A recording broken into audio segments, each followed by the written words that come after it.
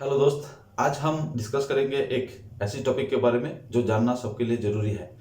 आप stock market में है, यहाँ पे पैसे बनाना चाहते हैं। पैसे बनाना तो इतना आसान नहीं होता है जितना हम लोग सोचते हैं, because there are multiple factors one need to जज बिफोर इन्वेस्टिंग इन स्टॉक्स। दोस्तों, सबसे पहले मैं ये बोलूँगा कि ये वीडियो कोई टेक्निकल कॉल के लिए नहीं है, नाइदर कोई टारगेट के लिए है। एक छोटी सी वीडियो है। मुझे पता है कि आप इसमें ढूंढेंगे कि कहाँ कोई टारगेट बताएगा। नो, ऐसा कुछ इस वीडियो में नहीं है। मैं पहले ही बोल देता हूँ, जिनके पास थोड़ा सा समय है, because this is a video regarding investor education, क्योंकि हम लोग ऑल टाइम मार्केट में गलती ही करते रहते हैं मैक्सिमम टाइम। इसके लिए मैं करोड़पति नहीं बना और मेरे बहुत सारे साथियों ने भी करोड़पति नहीं बना। जिन्होंने करोड़पति बन चुका है उन लोगों के लिए वीडियो नहीं है, मैं फिर से बोल रहा हूँ। बट जिनका नुकसान काफ़ी है और जो काफ़ी सालों से प्रॉफिट कर नहीं पा रहा है और एक दुश्चिंता में है कि मेरा पोर्टफोलियो का क्या होगा, क्या मैं कभी अच्छा दिन नहीं दिखूंगा, तो उनके लिए ये वीडियो है। आपके पास थोड़ा सा समय है तो काइंडली थोड़ा सा इसको पेशेंस लेके देखे, आपका अच्छा होगा। मैं दावे के साथ बोल सकता हूँ कि हमारे में से 99.99% जो इन्वेस्टर्स है, सबकी एक ही कहानी है कि भाई 1 लाख रुपए मैंने लगाया 5 साल पहले, अभी वो 30,000 होके पड़ा हुआ है।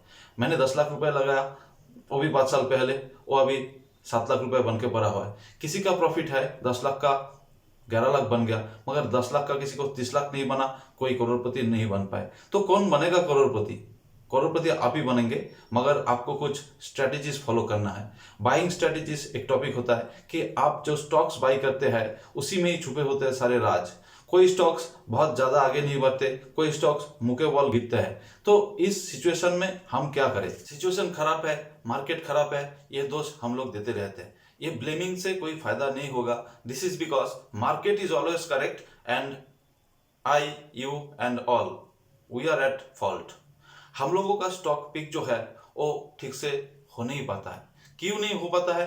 बिकॉज आपने एक चीज नोट किया होगा, कोई अगर मेडिकल का पढ़ाई करते हैं तो 5 साल टाइम लगता है, कोई इंजीनियरिंग का पढ़ाई करता है तो 4 साल टाइम लगता है, कोई पीएचडी करते हैं तो और भी ज्यादा टाइम लगता है। मगर आप स्टॉक मार्केट में है, वर्ल्ड के हाईएस्ट रिस्क मार्केट में आप आए हैं पैसे कमाने, मगर आपने क्या सही मायने में पढ़ाई लिखाई किया, कुछ स्टडीज किया, इसको लेके टाइम बिताया?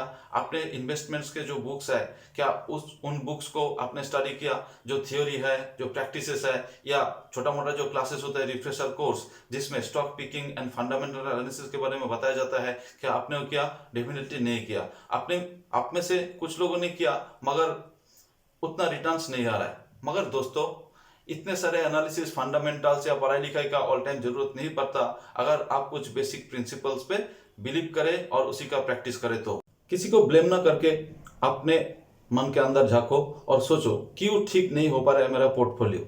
आपको अगर पैसे कमानी है तो आपने आपको ही रिव्यू करनी है। आपको देखनी है वो चीज आपके अंदर जिसके कारण आप स्टॉक मार्केट में फायदा नहीं कर पा रहे हैं। इस वीडियो में मैं एक ही टॉपिक बताऊंगा और उसी को ही आपको फॉलो करनी है। बाकी चीज आप करोगे, मगर this is one of the principal requirements. कोई कंपनी को जैसे आप जजमेंट करते हो, ब्रांड वैल्यू, उसके बिजनेस वैल्यू, उसके ईपीएस, पूरा साल क्या बिजनेस किया, क्वार्टरली रिजल्ट क्या है, सबका निचोड़ क्या होता है आपको पता है? वो है सीएजीआर। सीएजीआर का मतलब है क्यूमुलेटिव एक्यूमुलेटेड ग्रोथ रेट। कोई कंपनी जो पिछले 5 साल से कंटिन्यूअसली प्रॉफिट जोन में है, जिसका बिजनेस सही मायने में एक रफ्तार के साथ आगे बढ़ रही है, उसका सीएजीआर पॉजिटिव में होगा। इसके मतलब जिस कंपनी का सीएजीआर सही है वही आपके, से फॉर एग्जांपल 1 लाख रुपीस आपने इन्वेस्टमेंट किया, तो वही अगर 10% सीएजीआर 5 साल करके देते हैं, वो कंपनी आपको 50,000 5 साल में बना के देगा। नाउ अगर आप सोचते हो कि आपके पास 1 लाख रुपए है, उसको आपको 3 साल के अंदर अंदर 2 लाख रुपए बनानी है, तो आपको 30.33% सीएजीआर वाला कंपनी को चुनना है और उसमें इन्वेस्टमेंट करनी है। 3 साल में अगर उसका रफ्तार ठीक रहे, सीएजीआर 33.33% मेंटेन रहे, तो आपका 1 लाख 2 लाख रुपए बन जाएगा। बट मार्केट में 5,000 से भी ज्यादा कंपनी है, उसके अंदर आप आसानी से ही ढूंढ पाओगे, क्योंकि there are lot of reports and there are lot of analysis. CAGR का लिस्ट भी आपको मिल जाएगा। आप बारीकी से देखो किन किन कंपनी का सीएजीआर हाई है। इसका मतलब ये नहीं, देयर आर मेनी छोटे मोटे कंपनीज है जिसका मैं दिख रहा था सीएजीआर 60% है, बट फंडामेंटल ठीक नहीं है। आपको ऐसे कंपनीज चुननी है जिसका रेपुटेशन सही है। जैसे ब्लू चिप कोई कंपनीज है, मिड कैप से भी कोई अच्छी कंपनी, ऐसे कंपनी नहीं चुनना जिसका सीएजीआर ठीक है, बाकी बिजनेस फंडामेंटल्स ठीक नहीं है। इसका मतलब यह है ये सीएजीआर मेंटेन नहीं कर पाएगा। 5 इयर्स कंटिन्यूअसली सीएजीआर एक सही मोमेंटम में मेंटेन करना, 15 से 18, 18 से 20 या एक सही रेट पे से फॉर एग्जांपल 17% मेंटेन करना कोई सही ढंग की कंपनी की होती है, जिसके मैनेजमेंट सही हो, जिसका बिजनेस ग्रोथ हो, बिजनेस वर्टिकल्स भी सही ढंग से मैनेज किया हुआ, तो ऐसे कंपनी आपको सही सीएजीआर दे सकते हैं। और ऐसे कंपनीज में इन्वेस्ट करने से आपके जो कैपिटल है वो बढ़ते जाएंगे। तो सीएजीआर एक ऐसे वैल्यू है जिसमें आपको स्टिक रहनी है। Now the question is, CAGR के लिए क्या आप कोई एनालिसिस करेंगे? नहीं दोस्तों, इतना ज्यादा डिटेल में जाने की जरूरत नहीं, क्योंकि मैं आप इतना बड़ा टेक्निकल एनालिस्ट या मार्केट गुरु भी नहीं हूं जो चुन चुन के सीएजीआर चुन के ईपीएस एनालिसिस करे, रेशियो एनालिसिस करे, फंडामेंटल एनालिसिस करे, बुक वैल्यू देखे, फेस वैल्यू देखे, ऐसे नहीं हो पाएगा।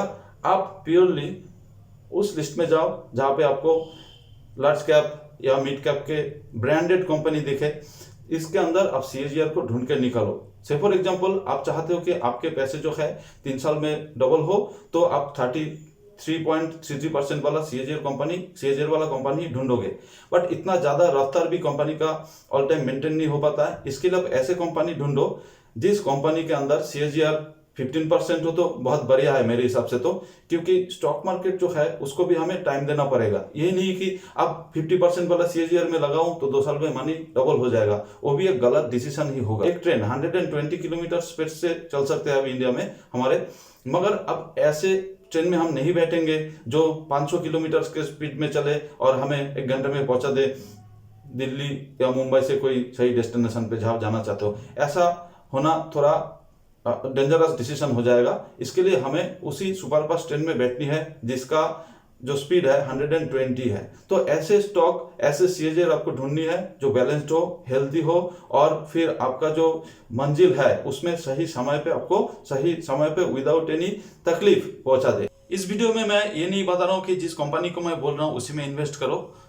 आपको मैं बोल रहा हूँ कि it should be your tutorial, you should practice the rules, you should find out those company and you should invest wisely after lot of thinking कि मेरा जो इन्वेस्टमेंट है और इस कंपनी का जो सीएजीआर है ये दोनों सही बैठ रहा है कि नहीं। जैसे मैंने बताया उस टाइप के कंपनी आपको नहीं चुनना है जो बहुत ही ऐसे कंपनी जिनका रेपुटेशन ठीक नहीं है, अचानक सीएजीआर 60% दिखा रहा है, 50% दिखा रहा है। No, you should choose those blue chip companies या मिड कैप से कोई सही ढंग का कंपनीज जिसका सीएजीआर ग्रोथ लास्ट 5 इयर्स या 3 इयर्स से कंटिन्यूअसली एक अप मोमेंटम दे रहा है, या एक जो है 15%, 16%, 18% ऐसा करके मैनेज करके चल रहा है। इसका मतलब उस कंपनी का बिजनेस जो है, मैनेजमेंट जो है वो सही डायरेक्शन में उस बिजनेस को करे।